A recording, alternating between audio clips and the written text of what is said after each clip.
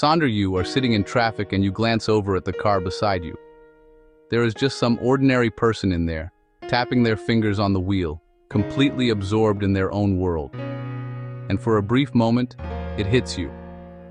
That person has an entire life, a childhood, a set of fears, an argument they have been replaying all week, a favorite song, people they love, a whole story that is just as long and complicated and layered as yours, and you will drive away and never know a single thing about any of it. That feeling is called Sonder. It is the moment you realize that every single person around you is living a life just as full and real as your own. It sounds obvious when you say it aloud, but actually feeling it, truly feeling it, is something different entirely. It tends to arrive in crowded places, train stations, busy streets, airports. Your mind tries to genuinely grasp that every face you pass belongs to a whole person, and then it quietly gives up, because the scale is simply too much. It is one of those feelings that resists being called good or bad. It is just vast. Hirith. You probably know what nostalgia feels like. That warm, slightly sorrowful pull toward the past. But there is a version of it that goes further. You are not simply missing a time. You are missing a place, or a feeling, or a version of your life that no longer exists. And the difficult part is that even if the place itself still stands, the thing you are truly missing does not. You can go back, but it will not be the same. In Welsh, they call this Hirith. It is a longing for home, but a home you cannot return to, or perhaps one that never quite existed the way you remember it.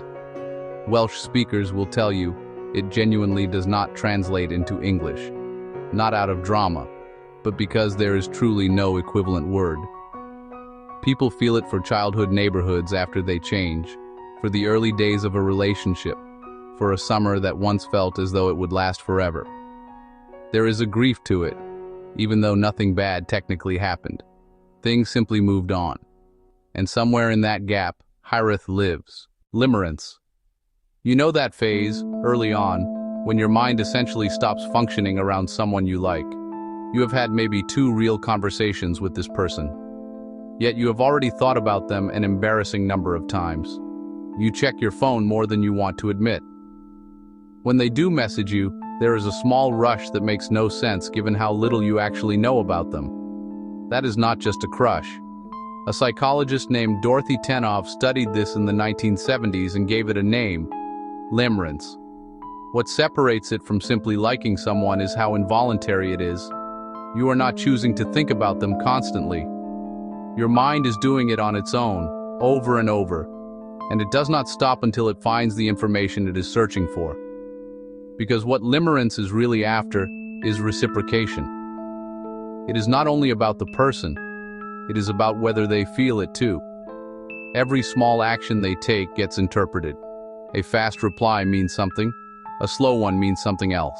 And the moment the uncertainty disappears, whether they feel the same or they do not, the feeling tends to dissolve quite rapidly, which tells you a great deal about what it actually was. Canopsia. There is something specifically unsettling about a place built for people when the people are gone. A school during summer break, an office on a Sunday evening, a stadium an hour after the game ended, cups still on the floor, lights still on. These spaces were designed for crowds. The chairs, the signs, the entire layout assumes that people are supposed to be there. And when they are not, something feels wrong in a way that is difficult to name. That is canopsia. The eerie feeling that settles over an abandoned place that was once full of life. What makes it different from simply being in an empty room is that you can feel the absence. If you had never known the place was full, it would just be a room. But because you know what it was meant to be, the emptiness has a texture to it. People feel the same thing browsing old social media profiles untouched for years, or watching home videos of people who have since passed. The structure remains, the person does not. And that gap creates something genuinely strange. Chrysalism.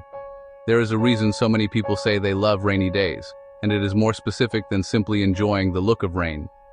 When it is properly pouring outside, loud enough to hear, severe enough that going out would be miserable, and you are inside, warm, with nowhere to be, something shifts. The outside world, and all its demands becomes physically unreachable. And in that, there is a kind of permission. Permission to stay, to not deal with anything, to simply exist where you are. This is chrysalism, named after the chrysalis, the cocoon a butterfly inhabits before it emerges. It is the specific feeling of being sealed off from the world in a way that feels safe rather than confining. What makes it work is the contrast. The noise of the storm outside is actually part of what makes the warmth inside feel so profound. Your mind registers the difference and relaxes. That is the feeling. It is why some people will open a window just to hear the rain more clearly. Velicore-used bookshops have an atmosphere that is difficult to define. It is not only the smell of old paper, though that is part of it. It is something about the objects themselves. The fact that every book on those shelves has already lived a life before ending up here. Someone bought it, perhaps read it cover to cover, perhaps did not.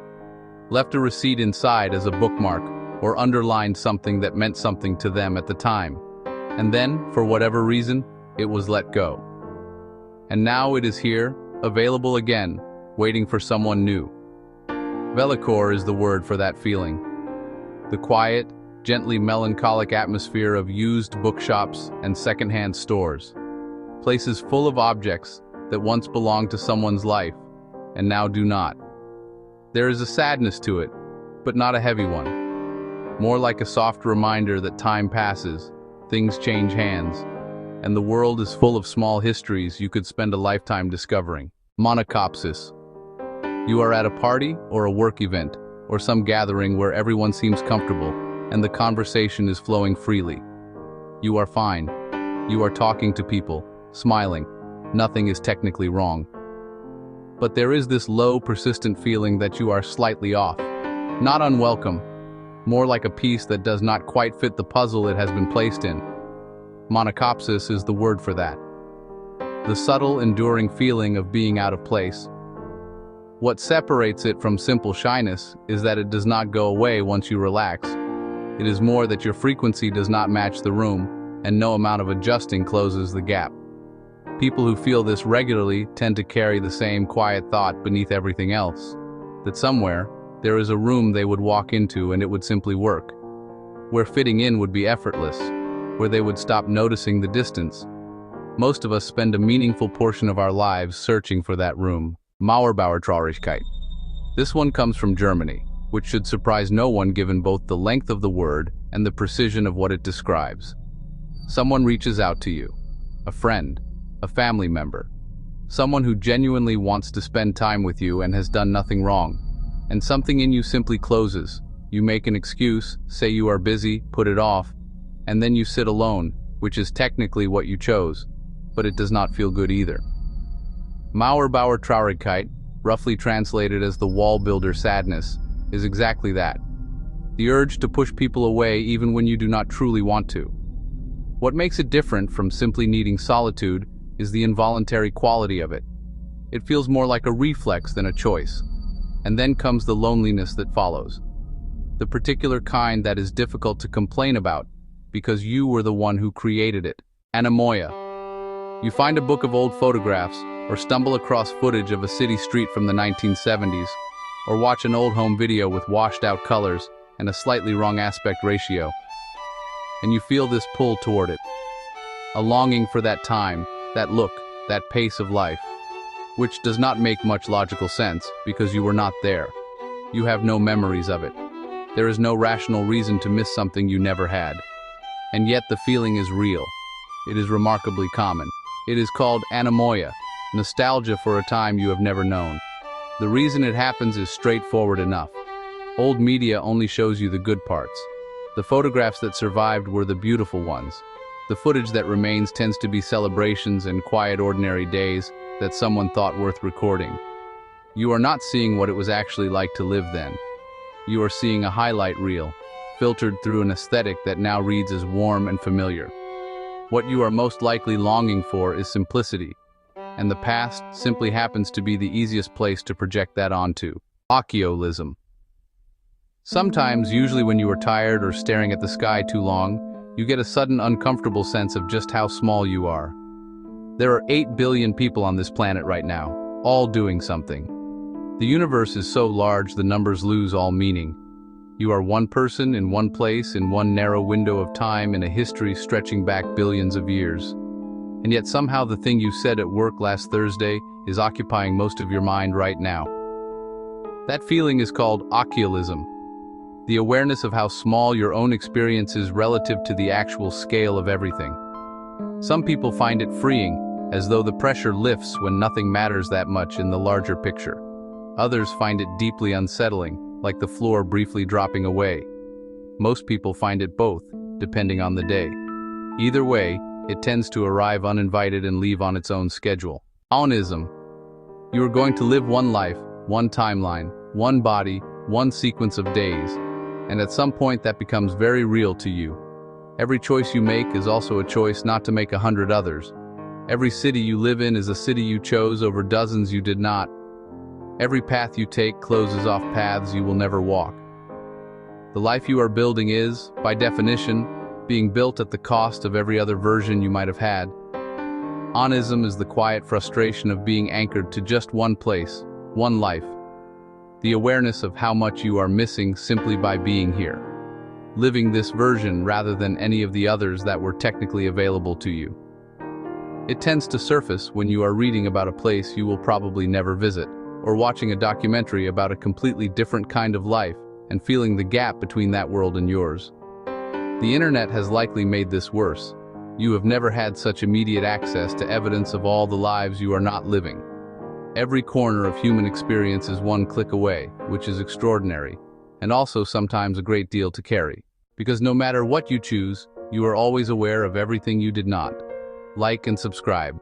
I'll see you in the next one. Thanks for watching.